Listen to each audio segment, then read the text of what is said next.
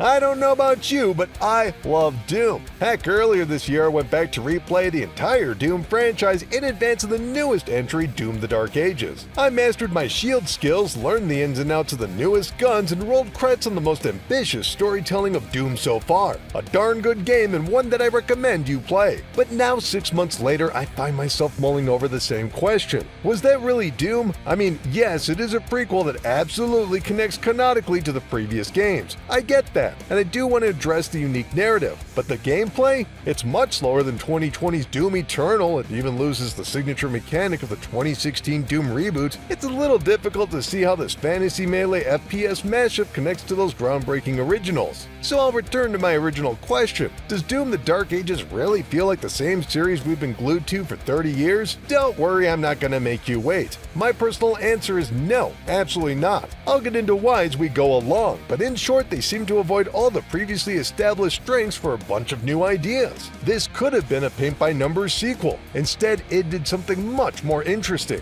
They made their very own Doom clone shooter chock full of 90s attitude and gameplay far outside of what's been established so far. Call it a victory lap, call it an imagination surplus, this is a group of developers flexing their ability to remap systems to create a totally different style of game. But to understand that, you need to look at what came before.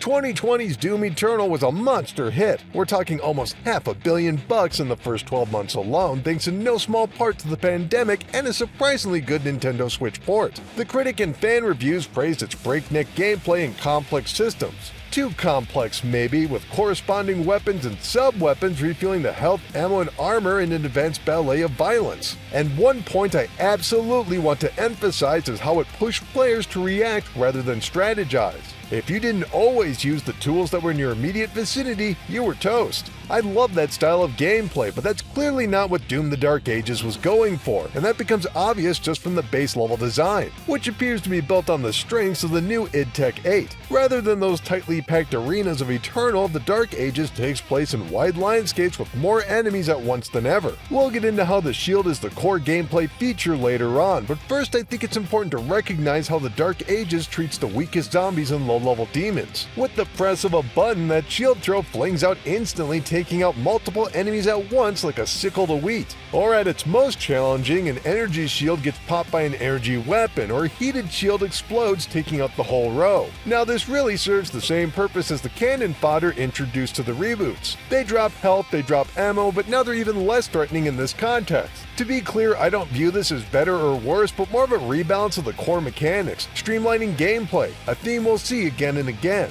But still, one so different from the direct onslaught of Doom Eternal, you can often ignore these guys altogether until needed like a freestanding resource, allowing players to tackle the battle with a lot more freedom.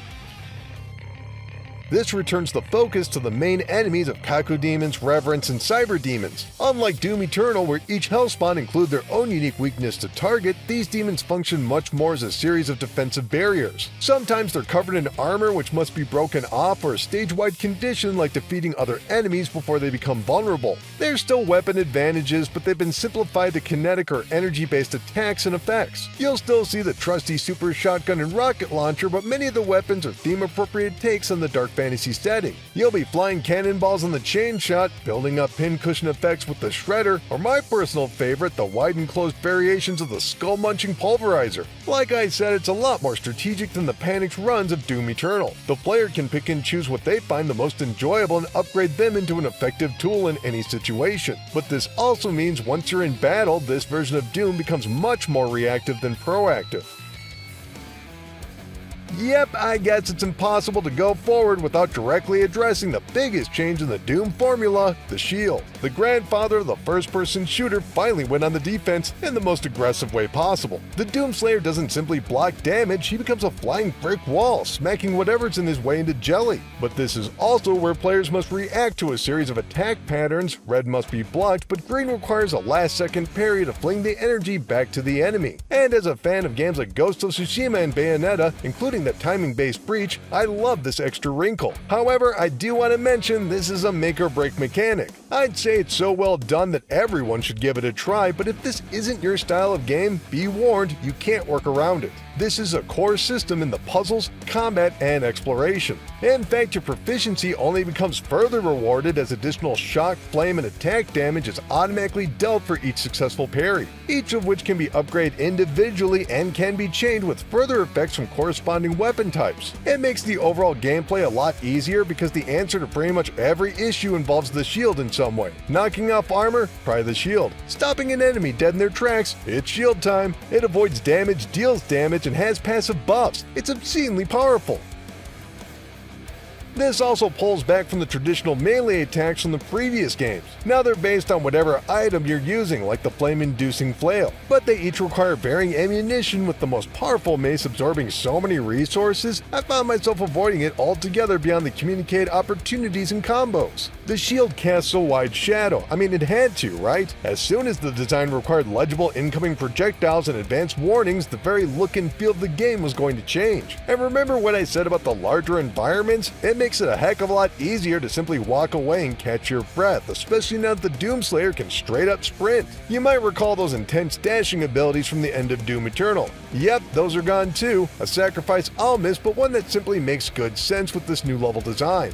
But perhaps the most audacious change is the removal of glory kills as a core mechanic. Yeah, the conga line of gruesome detailed pre-rendered animations from the 2016 reboot are also gone. But like I mentioned, they've rebalanced the weaker enemies to be quick and easy buffs with far less busy work. Not everybody gets their own little sequence. Still, you will find larger enemies slumped over with an outline and extended death scenes. My personal favorite are the stat-boosting mini-bosses reaching out for their own eviscerated heart before succumbing to death. That's just metal. Actually, if you'll allow me a music analogy, this most recent Doom trilogy over the past decade feels a bit like a thrash metal band. The 2016 game was the rhythm guitar with big blocky chords that most players could latch onto. 2020 was the lead guitar noodling back and forth with crazy technical arpeggios. But Doom the Dark Ages, it's like playing the bass, a more fundamental, deliberate, heavy, grounded sound. It's why I feel the core gameplay sticks out so much from the previous games. Even if they're playing the same metaphorical song, it sounds completely different. In short, the developers did much more than a simple rehash. Makes sense? Great, because now we get to talk about the dragon in the mech suit.